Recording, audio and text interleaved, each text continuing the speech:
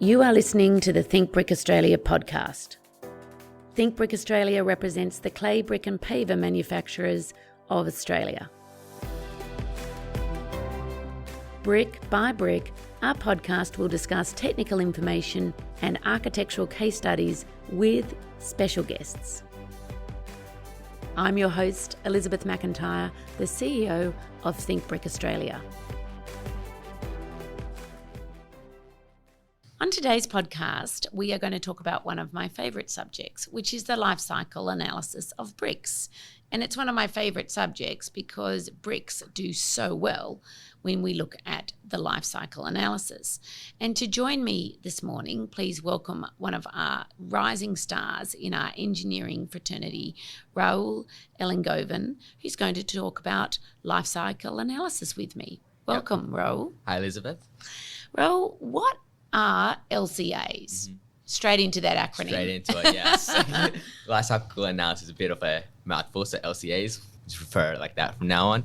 So an LCA is essentially a method of quantifying all the environmental impacts associated to a given product. Mm-hmm. For example, this includes all life stages generally, so it's product stage, its use stage, its construction stage, and its end of life stage as well. So for example, with a typical brick, a life cycle analysis would include quantifying the environmental impact associated with the clay extraction from the early stages, and then moving on towards the actual manufacture stage, then the use stage, and then its disposal activities, such as its recyclability or reusability stages as well. Okay, so we're going to dive into a little bit more on that, but I guess that's where we get the expression termed cradle to grave. Yes. You know, it's from the beginning to the end. All right, so before we get into this in a little bit more detail, is there a standard that they're sort of complying to? Yeah, so it's actually an international standard that's used all across the world that prescribes how LCA should be done. So we have our international standard, the ISO 14040, which prescribes the principles and frameworks as to how an LCA should be conducted. Then we have ISO 14044, which outlines your requirements and guidelines. Okay, great. So we're going to go through the 4 stages of an LCA now, but I think for our listeners, the important thing to note is that this is an international standard. And as you said, there are 2 parts to this standard when we're looking at LCAs. All right, so let's go through the 4 stages of an LCA. Yeah. So the international standards outline 4 stages, the first of which is your goal and scope definition. And then you move into your second stage, your inventory analysis. And then your third and fourth stages, your impact analysis and interpretation. And what's actually interesting is that the international standards don't actually prescribe how material comparison should be done or what should and shouldn't be included within your life cycle analysis. So that leaves it up to interpretations on the business and manufacturer's end as to what should and shouldn't be included within your LCA. So there's a little bit of variance of scope here, Rahul. Yeah, so that might be for some of our listeners why we're seeing some of our competitor products looking better than maybe they should be. Yes, exactly. But we won't go into that. But let's go into kind of the methodology that we're going to use. I guess there are 3 main methodologies. Yeah, so in your first stage of your LCA, which is your goal and scope definition stage, you need to first outline what type of methodology you'll be using moving forward. So moving into your second stage. So there's 3 main methodologies that are normally used in the industry. So the first of which is your process-based methodology. Okay. So this essentially itemizes all the inputs and outputs at each stage of a given product. So for example, for a clay brick, if you're looking at the early stages, you'll be looking at the inputs such as your water use, your energy use, and then your outputs such as any emissions to your land and water. And at each and every stage, this is essentially quantified, which makes it a very thorough and comprehensive measure and methodology. Okay. And then you have your input-output methodology, which uses aggregate sector data to quantify the environmental impact to a given sector. So this is more a broader methodology, which is quicker in a sense. All right. And then finally, you have your hybrid methodology, which utilizes both your process and your input-output methodology. And the advantage of this is that it uses the specificity of a process-based methodology while also, making use of the comprehensiveness of an input-output methodology. And in general, in the industry, we would like to, cater towards a process-based methodology. Okay. Because it's more product-specific. Yep. Yeah. Okay, that makes sense. And then if we were to look at what boundary conditions should we use? I know I used a term before, cradle to grave. But what are we looking at now in terms of the boundary conditions that we should use? Yeah, so firstly, the term cradle itself refers to your material extraction. Okay. So I guess the main types of boundary conditions used in the industry are generally your cradle to gate, your cradle to grave, and your cradle to cradle. All right. And the thing with LCAs is that it's kind of up to you to determine which boundary conditions you are to use. And obviously us as an association, we believe using a total life cycle analysis is probably the best measure of showing the true environmental impact of a product. So we would generally recommend using a cradle to grave or cradle to cradle boundary condition, because this also makes concessions for your recyclability or the end of life activities of a product. Whereas a cradle and gate only stops at looking at the environmental impacts of the product up until the manufacturer gate. And also it can mean that even if you've got sort of, cradle to gate, that may perform really, really well, but then it doesn't break down in landfill and then you've got a major issue. So those are some of the considerations.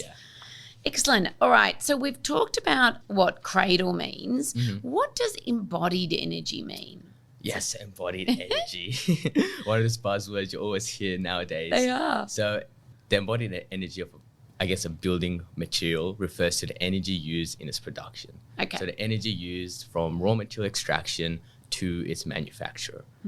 And when you're looking further into the total embodied energy of a material, this also includes the use of the material in a building and also, again, its end-of-life activities.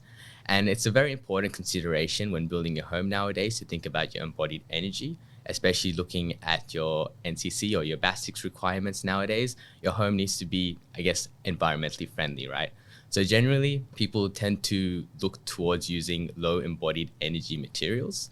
But the problem with this is that due to, I guess, certain boundary conditions, people might favor, using lightweight materials, which, typically have lower initial embodied energy. But the thing is, people tend to forget about operational energy. Well, it's one of my favorite topics, and we're about to get into that. So we've got the embodied energy, and I do think, around sort of 10 to 15 years ago, everyone was really concerned around embodied energy. And I think that really saw the rise of use of timber and even glass.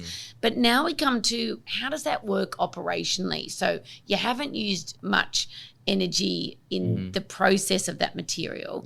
But in order to make the environment inside a building comfortable, you're using a lot of energy to do that. So now we're going to talk about operational energy. And what does that mean, Rahul?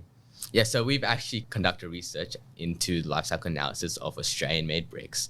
And in doing this, we contacted our manufacturers and got data straight from manufacturers in terms of its production, its extraction, and all of its associated emissions. And in doing so, we also applied a range of boundary conditions. So we looked at the typical cradle to gate condition that's used widely in industry, but also we looked into the cradle to grave, which also included operational energy too. And what we found was that household produced emissions far outweigh the emissions produced during the actual construction process. So what this implies is that your operational energy, so your heating and cooling energy used by yourself in the house, far outweighs your initial embodied energy used during the construction process. So it's a bit of a false assumption, isn't it, to sort of think, okay, well, I'm going to choose a material that's low in embodied energy in the production of that material. And then I'm going to build a building or a house where I'm going to need to get a whole lot of artificial air conditioners and things like that, which actually, I guess, go against what you've just saved. I think it's sort of maybe like having a low-calorie meal and then topping it off with dessert. It's not getting you to the results you're wanting. So it's important to consider that while you may initially choose a material with low embodied energy, it might lead to greater operational energy costs in the future. And that's why we're looking at the whole of life. Okay, so let's talk about a little bit of the inventory analysis. So the next stage of your life cycle analysis is your inventory analysis. And this is the way you actually quantify all the environmental emissions or your environmental impact. So your first stage was essentially setting the scope, your definition, you're choosing your boundary conditions, your methodology, and now we're actually assigning numbers to this so we could actually quantify it and then interpret it. So to do this, we generally look towards using your life cycle inventory analysis databases. And when doing that, we derive our embodied energy coefficients from there and then try to calculate how much embodied emissions are produced per household. And then where do we get to with stage 3? Yes, so your final stage is your analysis interpretation. Is once you have the numbers, you do exactly as the name suggests. You interpret it, you analysis, and you try improve your production chains and try making more and more efficient as to reduce your carbon emissions moving forward. And I think that's what the brick industry has successfully done, and we're always looking to improve. Yes. But just a little bit of a recap, Rahul, and you've explained this really well. We're obviously talking about life cycle analysis, and straight away we're going to put an acronym in there, Yes. LCAs. And what you took us through was the international standard that it applies to, which is... your ISO 14040 and your ISO 14044. Excellent. And then we looked at the methodologies, which you looked at the process-based assessment, which is probably the most accurate. Yes. You then went into talk around sort of an input-output analysis, which is more around an aggregate of the sector. And then we looked at a hybrid analysis, which was a bit of both. Bit of both. And then we looked at the boundary conditions, and we threw around those sort of words, cradle to gate, cradle to grave, and then cradle to cradle, right, which is the entire process. Yes. And then we sort of looked at embodied energy and operational energy. And that really, I guess, differentiates between what is used to make the material, how much energy is used to make that, as opposed to then how does the material perform in an operating building. And what you pointed out very rightly so, and our research has substantiated this, is that one, we actually use more energy when we're operating a building, and that even if you choose a material that might have low embodied energy at the start, operationally it may not perform so well. And then we went through the inventory analysis, and that looked at sort of compiling the data, and then around analysis and interpretation. Yes. Just for our listeners though, Rahul, what sort of time period do LCAs typically go for? How many years? So your LCA, again, is typically determined by your boundary conditions. Yes. So if you're only looking at your cradle to gate boundary condition, you're only looking at it for a couple of years, right? Right. Because you're only looking until the product is manufactured and then leaves the factory gate. Okay. So you're not looking at any of the impacts past the factory gate. Yep. So ideally, if you're looking at a cradle to grave boundary condition for a product such as bricks, you could be looking at 100, 150 years of the product's use. But typically, a lot of products only use, say, 50 years, which means they perform really, really well. Yes, which sometimes even less, 20 to 25 years before it must be reused or must be maintained. And then this incurs more costs, right? That's right. Yeah. Whereas if we were to look at bricks, they can, as you said, last 75, 80, 100 years. And that means we perform so well over that whole life cycle analysis. Rahul, thank you so much for going through this with us. I know that it's another one of those sort of topics that everyone has something to say about it, and there's so much confusing information out there. Yes, it's so confusing. I just feel like there's such a common misconception with bricks, right? Just the fact that we mentioned embodied energy before, and bricks themselves obviously have high initial embodied energy, right? They're fired in a kiln at upwards of 1,000 degrees Celsius, so it's a lot of energy going into that brick. But the fact that it has high thermal mass and the fact that it could help reduce your operational costs in the future is a big bonus or advantage that house owners should be considering. And it lasts for a very long time. It lasts for a very, very long time. Rahul, thank you so much for joining me today. Well, thanks for having me.